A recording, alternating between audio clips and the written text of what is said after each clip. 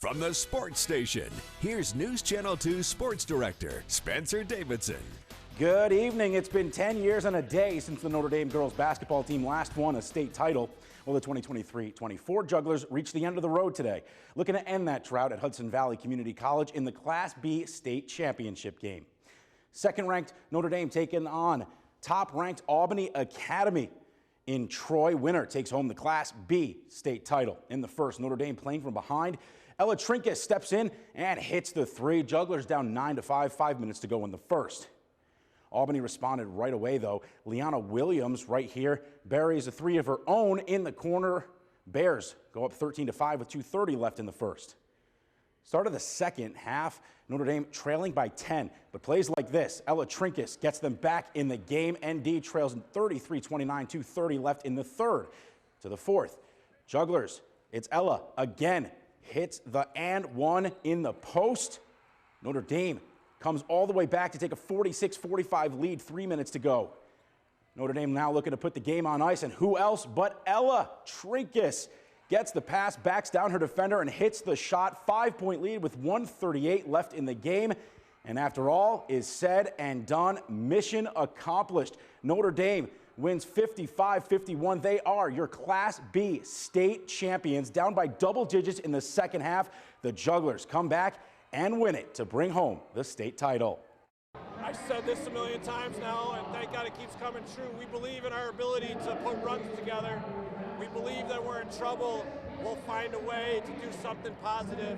They're a great team. They were with us the whole time. In the beginning, when we got down a little bit, we never lost our confidence, and we never really got that nervous. And we just had faith and trust in ourselves that we could come back throughout the whole game. We fought against them the whole time. Going into that fourth quarter, down by 10, same thing with Marcellus. Like, we knew we just had to believe in each other, and we weren't nervous at all. We were calm. We knew that we've been in this position before, especially being in this position with Bishop Ludden down like 16 in the fourth quarter and coming back and having a lead. So definitely that experience definitely helped us to give us this feeling. So the resilient Notre Dame Jugglers complete a magical run to capture the program's third state title all-time, first since 2014. Congrats to Coach Snyder and company on an unbelievable year, finishing at 24-3 and as Class B state champions. Well, right before that one, Section 4 champ Cherry Valley Springfield took on Section 10's Hammond in the Class D semis. First Final Four appearance ever for the Lady Patriots. 2 minutes in, Hammond moving the ball around. Leandri Kenyon knocks down the post fadeaway for a Red Devils basket. Hammond coming on strong, take a 7-2 lead. Later on in the first, Kenyon gets it done on both ends, blocks the shot, grabs the board, and sends the outlet pass all the way down to Mia Tully. Tully, fast break layup falls. Patriots call a timeout. Red Devils up 18-4 with 3 minutes to go in the first. They'd close out the quarter up 25-5. Middle of the second quarter, Kenyon over to Ava Howie. She buries the three from deep. That's back-to-back threes for Howie. Red Devils make it a 28-point lead with 4 minutes to go in the half. To start the third now, Tully steals it and then goes on the break to find Isabel Woodcock. She makes the layup. Red Devils keep up the pressure. They lead 40-12. Hammond would use that first half momentum for the rest of the game, winning 62-37.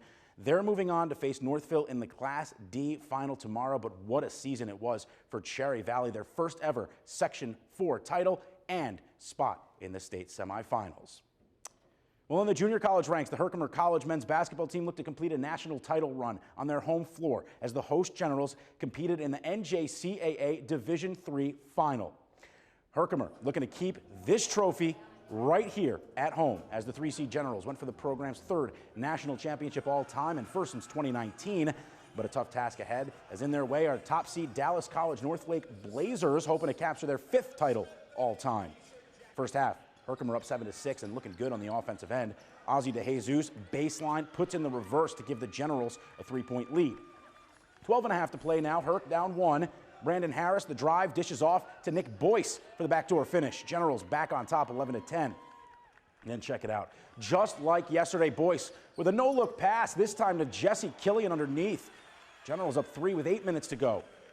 But they trail 30-29 at halftime, partially thanks to Bryson Smith, who takes it strong to the rack for 2 of his game-high 24. Second half, Jason McGee with Herkimer down 3. Clutch bucket hits the triple to tie at 47. But then the Blazers go on a 10-1 run. Randy Wolf here, gets the handoff and goes off the glass for two. What a magical run it's been for Herkimer, but in the end, just falling short. North Lake wins 74-61 to capture its 5th NJCAA Division III title. Well, on the ice tonight, the Utica University men's ice hockey team ended its lengthy layoff tonight to do a little ice dancing. The UCAC champion Pioneers began its quest for the program's first ever national title in the NCAA quarterfinals against Plymouth State. Number 2 nationally ranked Utica hosting a round in the big dance. For the 4th time in a row, the Pioneers have struggled to get past this point, getting upset in the quarterfinals in the previous 3 and looking for its first Frozen Four appearance since 2012-2013. First period, under 5 minutes to play. Jacob Broll to the dot and snaps it far side. Utica getting the all-important first goal coming out of the break and lead by 1. It'd stay that way until the second. 7.5 minutes in. Pioneers on the power play. John Gutt centers for Chris Carroll, who rips the one-timer to the twine to give Utica some insurance, up by 2. Plymouth State would get one back, but Utica responds less than 2 minutes later. Andrew De La Rivere off the backdoor feed from Aiden Hughes, another power play goal and a huge response to make it 3-1. In the third, Pioneers keep the pedal to the metal. It's Carroll with the second of the night. Blocker side, pandemonium at the odd. The Pioneers are Hartford bound, finally getting over the hump with a 4-1 win to advance to the Division III Frozen Four coming up next week. Yeah, I never expected this. There's no way. There's just no way. The monkey on our back. I mean, we had a kick of the can here 3 in a row. People don't remember that. We were shut down the quarterfinal COVID year before that. So this round's hung us up. And as great as this barn is, you know, the phone and the text messages and the emails and the media, the pressure's building and building and building. This was the longest week of my life. So it's a big weight off her back, and you know, if we're going there, we might as well, you know, put a game plan in to win this thing. It feels amazing. The last 2 years have been tough, like Coach said, but getting over that hump with this team, with this many young guys, is something special, I think. The crowd was amazing. Some of the loudest game I've probably been a part of. But yeah, they were behind us all game, and I think we fed off that energy really well. So the Pioneers punched their ticket to the NCAA Division III Frozen Four for the second time in program history, first appearance since 2013. Utica will head to Hartford, Connecticut to take on defending national champ Hobart, who beat Curry College in 4 overtimes, and that'll be the national semifinal on Thursday.